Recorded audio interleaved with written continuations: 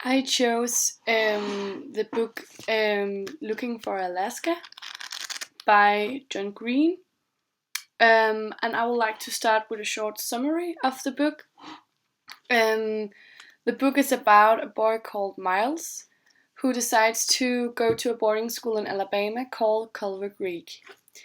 His first real friend is called Chip, and he is his brilliant white trash roommate who is also known as the Colonel.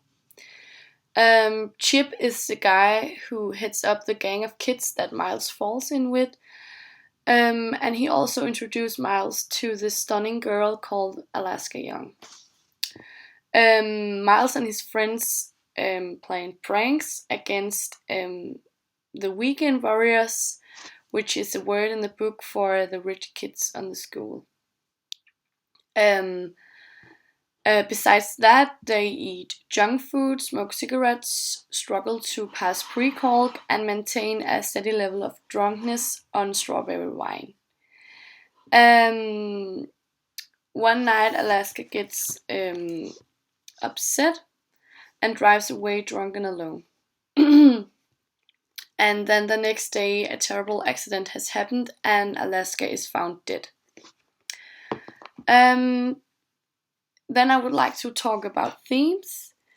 Looking for Alaska is a life farming story about friendships for life, love, and living. The novel is about finding out what makes you happy and hold it tight. In the beginning, Miles thinks the meaning of life is the great perhaps, but as soon as he starts at Culver Creek, his life goes change. And it changed because he's fell in love with Alaska, and suddenly she makes him happy and gives his life a meaning. But then when she dies, he's searching for the true meaning of life, which is pretty hard to find. And he gets a new and his last life goal to figure out the meaning of the labyrinth. Yes, and suddenly that is the answer to all the big questions to Miles. And then I would like to talk about characterization. Yes, the main character of the story is called Miles. He's a teenager from Florida, where he has raised and has attended high school. In Florida, Miles was definitely not the popular type or social in any way. Miles would rather be reading biographies than socializing with others. Miles has a fascination with last words. His hobby is reading biographies only to find out what the person's last words were. He's not a muscular guy, and he is exactly 6 feet tall. He's not a judgmental person. When he first meets Alaska and she's telling the colonel a story about a summer experience, Miles is charmed by her right away, even though the story she tells is not really charming, I must say. Miles is a character who often finds himself in hard situations because he's very confused and very insecure about himself. This is also why he falls so easily for Alaska, because she only needs to give him the slightest bit of attention and he's hers. Like he is hers. Miles is also a very intelligent person, and his grades in school are good.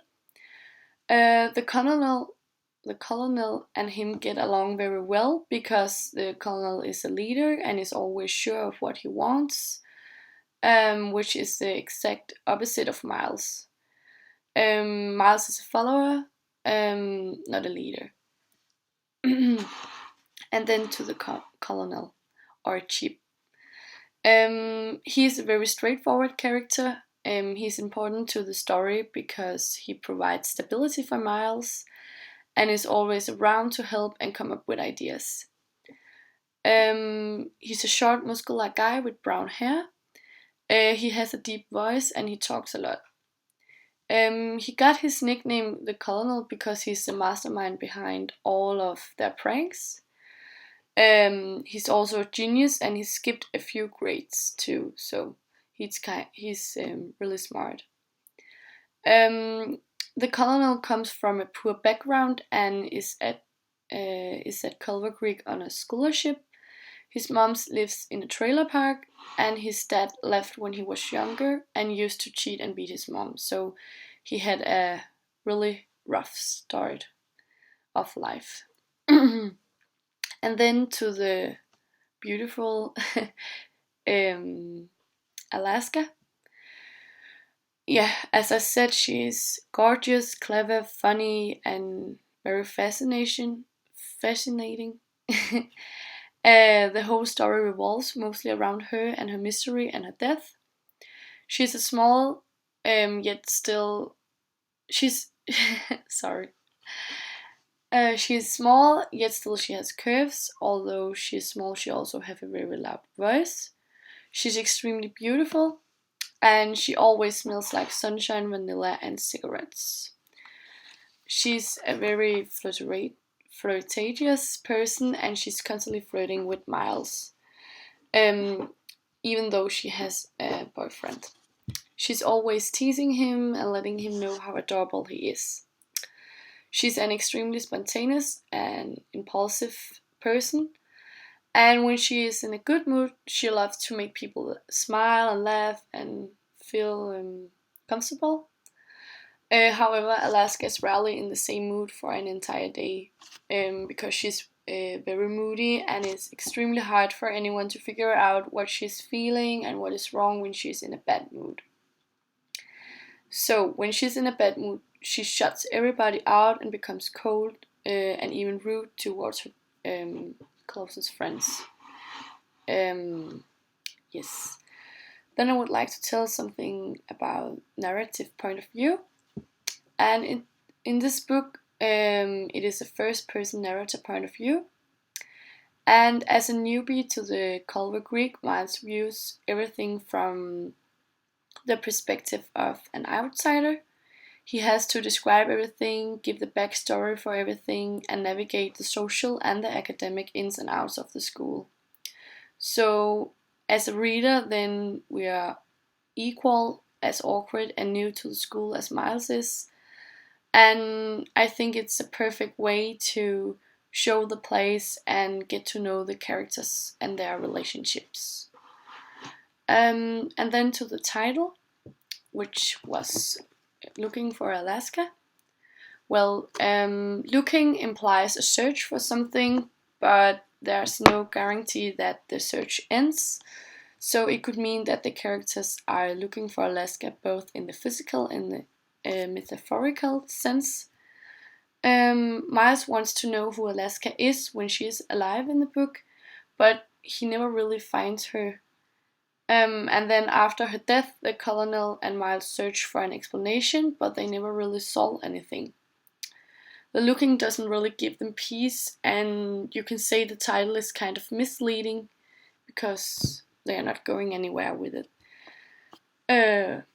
So the characters only come to terms with Alaska's death when they stop looking for her and accept that